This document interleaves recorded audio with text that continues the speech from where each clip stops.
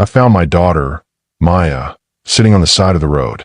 She was still in her fancy wedding dress, but it was ripped and covered in dirt. She was crying her eyes out. Her mother-in-law, a rich woman named Evelyn, had just kicked her out of the wedding rehearsal. Evelyn told her, "You're just a poor girl from a trailer park. You don't fit in with our family of doctors and bosses." The worst part, Maya's boyfriend just stood there. He didn't even try to help her. He let his mom treat Maya like garbage. I pulled up in my old, rusty work van. I'm a handyman, so I usually have grease on my shirt. I didn't get mad. I just got very, very quiet. I told her, "Get in the van, Maya. I'm going to show them who we really are." But before I tell you how I wiped that smug smile off Evelyn's face and took back my daughter's dignity, make sure you hit that subscribe button and turn on the notification bell. Trust me, the ending will leave you cheering. I helped Maya into the passenger seat of the van. She was shaking so hard the sequins on her dress were rattling. I reached into the back and grabbed an old, clean work jacket to wrap around her shoulders. She smelled like expensive perfume mixed with road dust and salty tears. It broke my heart. As I started the engine, the van made a loud, rattling noise, the kind of noise that makes rich people like Evelyn plug their ears and look away in disgust. "Dad, I'm so sorry," Maya whispered, her voice cracking. "I thought Marcus loved me. I thought they were my family now. But his mom, she pulled me into the kitchen in front of the caterers. She told me my father's greasy hands would stain the white carpets of their life. She said I was a mistake they were finally fixing." I gripped the steering wheel. My knuckles were white, and my heart was beating like a drum, but I kept my face calm. I've learned over the years that if you want to catch a shark, you don't splash around in the water. You stay still. "Don't be sorry, Maya," I said. "You didn't do anything wrong. You fell in love with a boy who was too weak to be a man. And you met a woman who thinks money makes her a queen. But queens can be dethroned." We drove past a massive thorn estate. It was a giant white mansion with tall pillars and gardens that looked like they belonged in a magazine. There were hundreds of lights glowing in the windows, and I could see the shadows of people inside. Doctors, lawyers, the important people. They were probably in there right now, laughing about the poor girl they finally got rid of. Marcus was probably sitting there with a glass of champagne in his hand, too scared to even call his own bride. Maya looked out the window at the house she was supposed to live in. "She took the ring, Dad." She literally pulled it off my finger. She said it was a family heirloom, and it didn't belong on the hand of a girl who grew up in a trailer. I didn't tell Maya what I was thinking yet. I just drove. I drove away from the fancy hills and down toward the quiet, dusty part of town where the warehouses are. Maya looked confused. She thought we were going home to our little apartment. "Dad, where are we going?" "This isn't the way back," she said, wiping her eyes. "We're going to my shop." I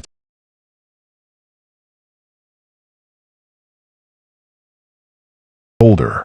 She sighed and leaned her head against the window. "I don't think I can handle seeing a broken sink or a leaky pipe right now, Dad. I just want to go to sleep."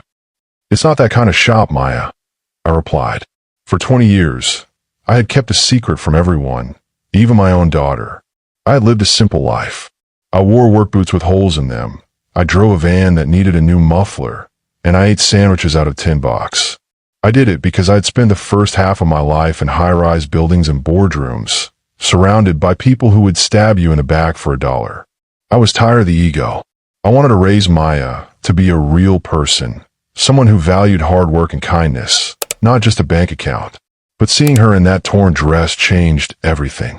The handyman was going away for a while, and the man I used to be, the man who knew where every body was buried in this town, was coming back. We pulled up to a plain gray building. It didn't have a sign on it. It looked like a place where someone might store old tires or scrap metal. I hopped out and unlocked the heavy steel door. "Come inside, Maya," I said. She stepped out of the van, still clutching the work jacket around her wedding dress. When she walked through the door, she stopped dead in her tracks. The inside of the building wasn't a workshop. It was a high-tech office. There were screens on the walls showing data, maps, and financial charts. In the center was a desk made of solid oak with a computer that looked like it belonged to NASA. "Dad, what is this?" she asked, her eyes going wide. I thought you just fix things. I do fix things, Maya, I said, sitting down at the desk and opening a hidden drawer. But tonight, I'm not fixing a sink. I'm fixing a mistake. And that mistake is named Evelyn Thorne. I pulled out a leather-bound folder. Inside were documents I hadn't touched in a long time. These weren't plumbing invoices. They were the original building permits and the master operating licenses for the Thorne Hospital Group. Maya, do you know why Evelyn is so rich? I asked. Because she's a great doctor? Because she owns the hospitals? Maya answered, still looking around the room in shock. No, I said, a cold smile crossing my face. She's rich because 20 years ago, I gave her the chance to be. I was the one who approved her first clinic. I was the one who saw her struggling and gave her a seat at the table. I've been watching her from a distance for a long time, making sure she followed the rules. But she stopped following them a long time ago. She thinks she's so high up that nobody can see what she's doing at the bottom. I turned on the screens. Huge columns of numbers appeared. Look at this. I pointed to the red lines. Evelyn has been telling the state that she's giving free surgery to people who can't afford it. That's how she gets her tax breaks. But look at the names. They're all fake. She's been taking the money meant for the poor and using it to buy those diamonds she was wearing tonight. She's been turning away sick people because they didn't have gold insurance, while she sat in her mansion laughing about her legacy. Maya stood over my shoulder, her mouth open. You can see all of this? How? Because, Maya, I said, typing a command into the keyboard that sent a signal to the State Department of Health. I'm not just Jim the Handyman. I'm the chairman of the Health Heritage Trust. I am the man who decides if her hospitals are allowed to be open or if they're just big piles of bricks. Maya looked at me like she was seeing a stranger. Why didn't you ever tell me? We lived in that tiny place. We struggled when I was in school. Because I wanted you to be exactly who you are right now, I told her, taking her hand. A woman with a heart of gold who doesn't need a mansion to feel important. But Evelyn Thorne, she's about to learn that when you build a house on lies, it only takes one person to pull the plug. I looked at the clock. It was nearly midnight. The wedding was supposed to be at 10 a.m. the next morning. Evelyn was probably getting her hair done or drinking tea, thinking she had one. She thought she had tossed out a peasant. She had no idea she had just declared war on the one man who could take away everything she owned. Go wash up in the back, Maya, I said. There's a room with some clothes in it. Clean ones. Expensive ones. Tomorrow, we aren't going to a wedding as guests. We're going as the owners. As Maya went into the back, I sat in the silence of the office. I thought about the way she looked on that curb. I thought about the look on Marcus's face, that coward. I pulled up Evelyn's personal bank account on the screen. I could see the millions of dollars sitting there, a mountain of money built on the backs of people she had ignored. With one click of my mouse, I sent a notice of violation to the bank. It wasn't a request. It was an order from the state board. Within seconds, I saw the status of her accounts change from active to frozen. The lights in her mansion were still on, miles away. She was probably looking at her jewelry in a mirror. She didn't know it yet, but the diamonds around her neck were already starting to lose their shine. The handyman was done fixing her pipes. Now, I was coming to tear down her walls. Maya came out of the back room wearing a simple but elegant black dress. It wasn't the poofy, white wedding gown that Evelyn had mocked. This dress made her look sharp, like someone who belonged in a boardroom, not a trailer park. She looked at me, her eyes still a little red from crying, but I could see a new spark of fire in them. She was starting to understand that her poor father had been holding the keys to the city the whole time. Dad, she said, looking at the screens filled with Evelyn's secrets. What happens next? If we go there tomorrow, she'll just have the police remove us. She has friends in high places. She's best friends with the mayor and the chief of police. I stood up and grabbed my old work cap, but I didn't put it on. I tossed it on the desk. Evelyn has friends because she has money, Maya. But what happens to those friends when the money disappears? What happens when the person they are standing next to becomes a liability? I sat back down and made a phone call. It wasn't to a plumber or an electrician. It was to a man named Arthur, the head of the city's largest legal firm. He picked up on the first ring. Jim, is that you? Arthur's voice sounded shocked. I haven't heard from you in 5 years. Last I heard, you were living off the grid, fixing sinks in the suburbs. I've been busy, Arthur, I said, my voice low and steady. But I have a project for you. I need you to pull the debt files on Thorne Hospital Group. Every loan, every mortgage, and every credit line they have with First National. I want them moved under the Heritage Trust umbrella tonight. There was a long silence on the other end. Jim, that's $1 billion move. If you do that, you'll basically own Evelyn Thorne. You could shut her down by sunrise. That's the plan, Arthur, I said.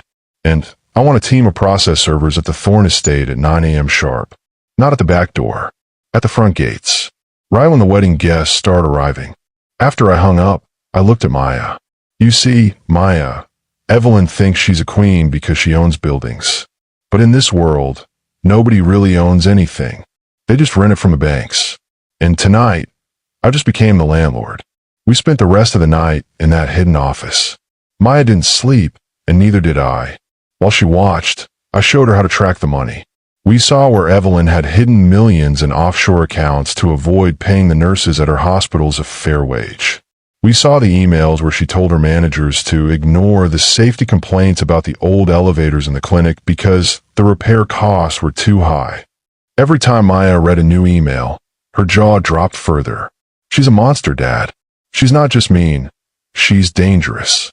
People like her always are, I replied. They think they are so much better than everyone else that the rules don't apply to them. They think a girl like you is trash because you don't have a title. But a title is just a piece of paper. Character is what's inside. Around 4 a.m., my phone buzzed. It was a text from Arthur. It's done. The debt is moved. The accounts are flagged. The wolf is at the door. I stood up and stretched. My back ached, but I felt more alive than I had in years. Get some rest on the sofa, Maya. We have a big day ahead of us. We're going to a wedding, and I want to make sure we aren't late. As the sun began to rise, I changed out of my greasy work shirt. I went to a locked closet at the back of the office. Inside were suits that cost more than my work van, hand-tailored, dark, and commanding. I put one on, adjusted the silk tie, and looked in the mirror. The handyman was gone. The chairman had returned. Maya woke up a few hours later. She saw me and gasped. Dad, you look like a different person. You look scary. Good, I said. Because today, we aren't being nice. We got into a black town car I had ordered to the warehouse. No more rattling muffler. No more grease stains.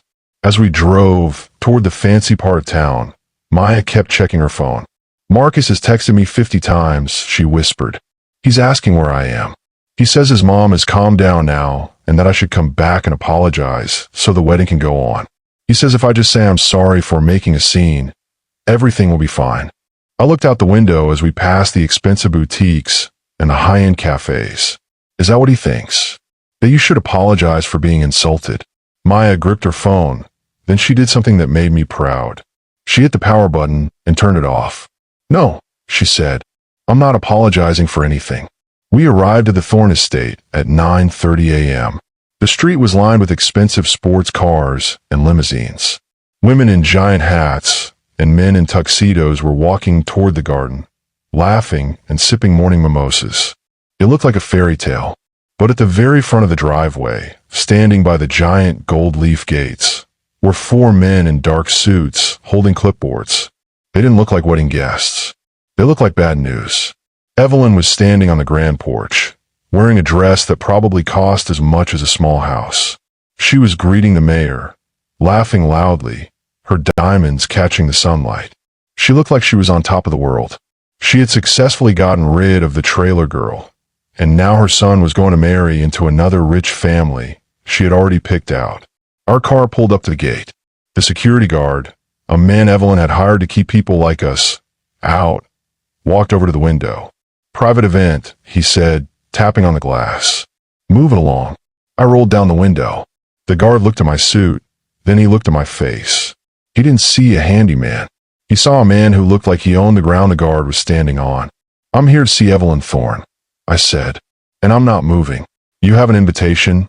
The guard asked, his voice getting a bit more polite. I have something better, I said, pointing to the men with clipboards. I have the deed.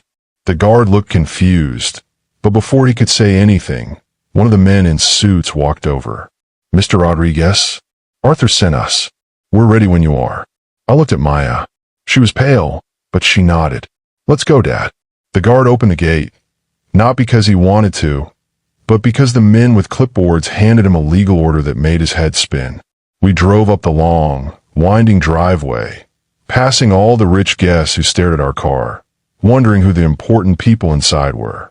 When the car stopped at the front of the mansion, I stepped out first. I turned and reached my hand out for Maya. She stepped out, tall and beautiful in her black dress, looking nothing like the crying girl on the curb. Up on the porch, Evelyn stopped talking. She squinted, trying to figure out who we were. When she realized it was the janitor and his poor daughter, her face turned a bright, angry red. She stomped toward the stairs, her high heels clicking like a warning. "How dare you?" she shrieked, her voice echoing across the garden, silencing the guests. I told security to keep the trash out. "Jim, if you don't get that piece of junk car and your daughter off my property this instant, I will have you arrested." I didn't stop walking. I walked right up the stairs until I was standing on the same level as her. The mayor and the chief of police were standing right behind her, looking uncomfortable. "Good morning, Evelyn," I said, my voice calm enough to make the guests shiver. "Nice weather for a wedding, isn't it?" "You are trespassing," she screamed, her face inches from mine. Marcus, get out here and get rid of these people." Marcus came running out of the house, looking panicked. He saw Maya and stopped. "Maya, what are you doing? Why are you wearing black? This is our wedding day." Maya looked at him, and for the first time, there was no love in her eyes, only pity. "It was supposed to be Marcus, but your mother told me I wasn't good enough, and you stood there and agreed. That doesn't matter now." Evelyn snapped. "Jim, leave. Now, before I ruin you." I smiled. It was a slow, dark smile. "That's the thing about ruins, Evelyn. You have to have a house left to be ruined. And as of 9 o'clock this morning, you don't." I turned to the man in the suit next to me. "Arthur, would you like to explain the new living arrangements to Mrs. Thorne?" Arthur stepped forward and handed Evelyn a thick stack of papers. "Mrs. Thorne, as the representative of the Health Heritage Trust, I am here to inform you that your primary residence, as well as all Thorne Hospital Group assets, have been seized due to massive loan defaults and evidence of federal fraud." Evelyn laughed, a high-pitched, crazy sound. "That's impossible. My bankers love me. I have millions." "You had millions," I interrupted, "until I flagged your offshore accounts for money laundering. Your banks have frozen everything, Evelyn. Even the diamonds around your neck were bought with a credit line that I just canceled." The crowd of guests began to whisper. The mayor stepped back, moving away from Evelyn as if she had a disease. Evelyn's hand went to her throat, clutching her necklace. "You're lying," she hissed. "You're just a handyman. You fix toilets." "I fix things that are broken, Evelyn," I said, stepping closer so only she could hear me. "And your soul has been broken for a long time. I just decided it was time to stop the leak." The silence that followed was heavy. You could hear the wind rustling the flower decorations and the sound of a distant lawnmower, but on that porch, nobody breathed. Evelyn looked at the papers in her hand like they were snakes ready to bite her. She looked at the mayor, then at the chief of police, but both of them were suddenly very busy looking at their shoes. The important friends she had bragged about were already jumping off her sinking ship. "This is a joke," Evelyn whispered, her voice shaking now. "Marcus, tell them. Tell them your mother is the most powerful woman in this city. Jim, I don't know where you got this suit or who these actors are, but you're going to jail for this." Marcus stepped forward, his face pale. He looked at the papers over his mother's shoulder. He wasn't the smartest guy, but he knew what a bank seal looked like. "Mom, this is from the Heritage Trust. That's the group that holds our biggest construction loan, the one we used to build the new surgery wing." I looked Marcus right in the eyes. "That's right, Marcus. And that loan has a morality clause. If the owner of the company is found to be involved in criminal activity, the bank can take everything. And I think stealing money meant for poor, sick children counts as criminal, don't you?" Evelyn's face went from red to a sickly white. She turned to the chief of police. Bill, do something. Arrest them for harassment. The chief sighed and stepped forward, but he didn't look at Evelyn. He looked at me. I can't do that, Evelyn. I just got a call from the district office 5 minutes ago.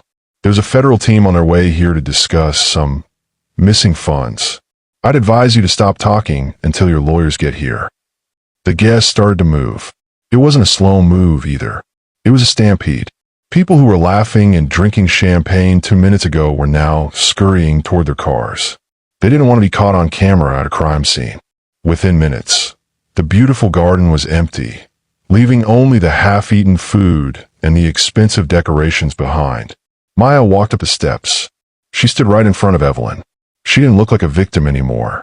She looked like a judge. You call my father trash, Evelyn. You said my family's blood would stain your carpets. But it looks like the only thing staining this house is your greed.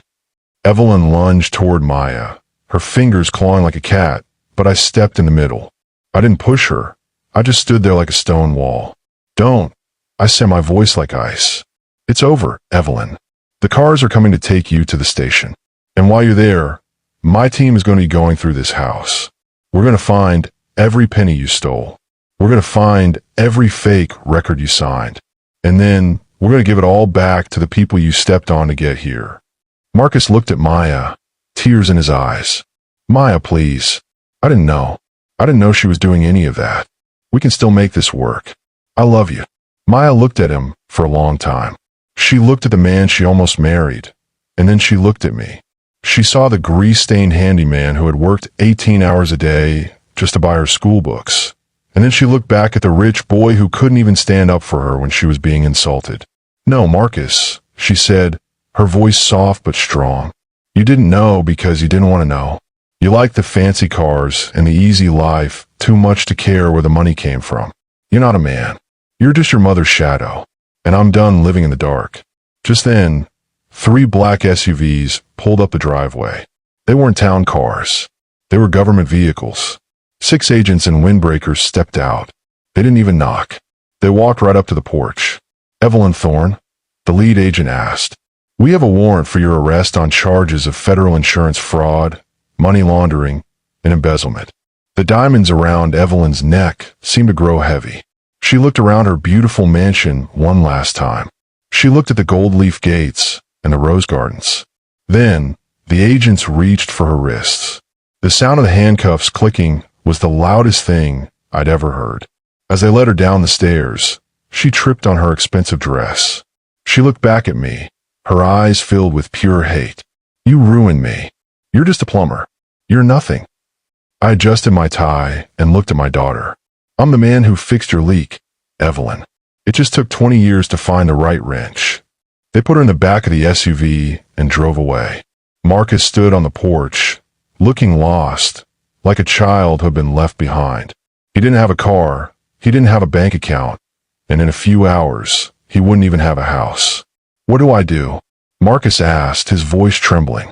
I looked at him. The same thing my daughter did. "Start walking. Maybe if you work a real job for a few years, you'll find out what it actually feels like to be a person." I turned to Maya. "Ready to go?" "Wait," she said. She walked over to the wedding cake, a massive 7-tier masterpiece that cost $5,000. She picked up a silver server, cut a huge slice, and handed it to the security guard who had tried to block us at the gate. "Have some cake," she told him with a smile. "It's going to be a long day of moving furniture." We walked back to the car. As we drove down the driveway, I saw the gym's maintenance van still parked near the gate. It looked small and beat up compared to the limos, but to me, it was the most beautiful thing in the world. "Dad," Maya said, leaning her head on my shoulder, "can we go back to the shop? I want to see those screens again. I want to see how we're going to fix the hospitals." I smiled and patted her hand. "We're going to fix them together, Maya. But first, we're going to get some real food.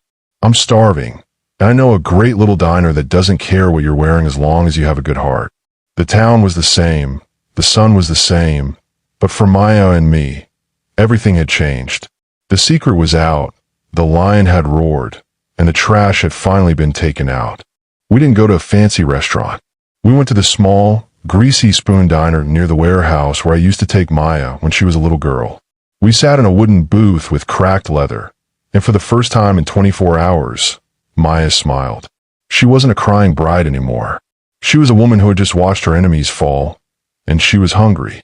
"Dad," she said, between bites of a burger, "what happens to the hospitals now? If Evelyn is in jail and the bank took her money, what happens to the sick people? What happens to the nurses?" I put down my coffee and looked at her. "That's the most important question you've asked all day, Maya. And that's why I'm proud of you. Even after everything that woman did to you, you're worried about the people she was supposed to care for." I reached into my suit jacket and pulled out a small gold key. I slid it across the table to her. "What's this?" she asked. "That's the key to the main office at Thor Hospital Group. Well, it won't be called that much longer.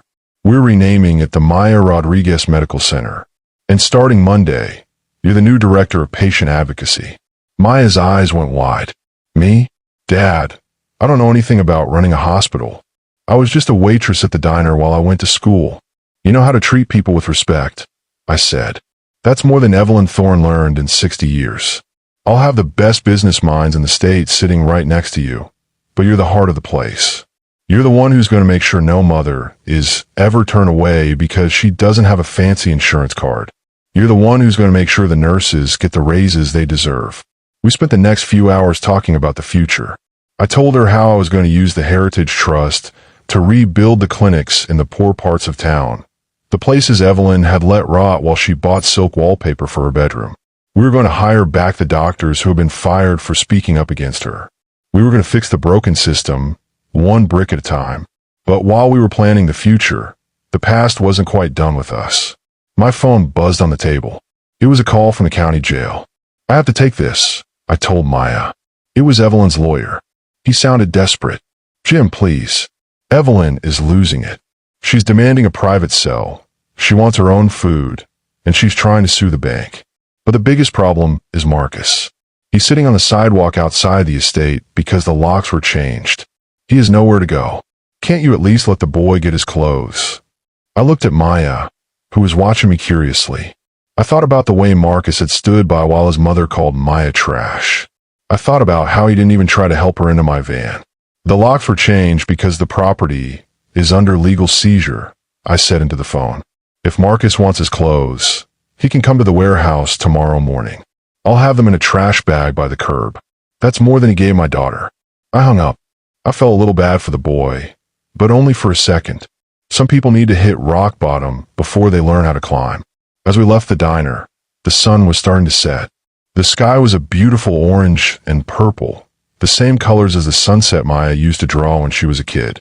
We drove back to the warehouse office, but as we pulled into the lot, I saw a familiar figure standing by the door. It was Marcus. He looked terrible. His tuxedo was wrinkled, his hair was a mess, and he looked like he had been walking for miles. When he saw the black town car, he ran toward it. "Maya, Maya, please," he shouted, banging on the window as we stopped. I got out of the car and stood between him and the door. I didn't say a word. I just looked at him. Marcus stopped. He looked at my suit, then at my eyes, and he took a step back. I just wanted to talk to her," he stammered. "Everything is gone, Jim. The house, the cars, the money. My mom says it's all your fault. She says you're a monster." "I'm a monster because I caught a thief." I asked. "Marcus, your mother stole from the sick.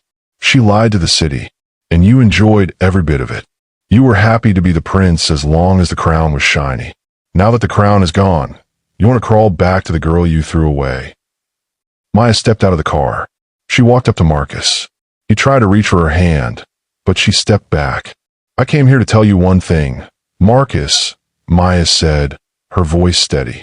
"My dad didn't ruin your life. Your mother did, and you helped her. You saw the way she treated people. You saw the way she looked at the cleaning staff and the waiters. You saw the way she looked at me, and you said nothing. I was scared of her." Marcus cried. "She controlled everything." "That's not an excuse," Maya said. "My dad lived in a small apartment and drove a rusty van for 20 years just to make sure I grew up knowing the truth about the world. He had all the power in the world, but he stayed humble. You had nothing but your mother's money, and you acted like a king. You aren't scared, Marcus. You're just empty." She turned to me. "Dad, give him the bag." I went to the back of the car and pulled out a large black plastic bag. It was filled with Marcus's expensive suits and his designer shoes. I tossed it on the pavement at his feet. "There's your life, Marcus," I said. "It fits in a trash bag. Now, get off my property before I call the same agents who took your mother." Marcus picked up the bag, his shoulders slumped. He looked at the giant office building in the distance, then at the two of us. He realized then that he was truly alone. He started walking down the street, dragging the bag behind him. Maya watched him go for a moment. Then she turned to the warehouse. "Come on, Dad.